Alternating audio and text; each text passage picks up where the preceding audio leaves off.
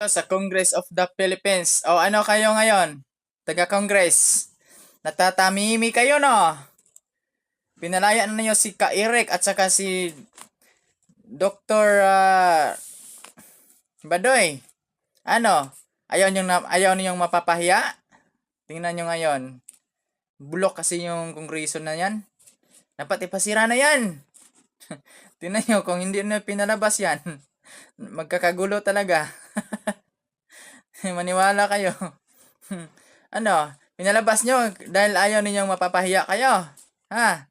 Tingnan nyo ngayon. Talagang re-resbakan kayo niyan. Yun ang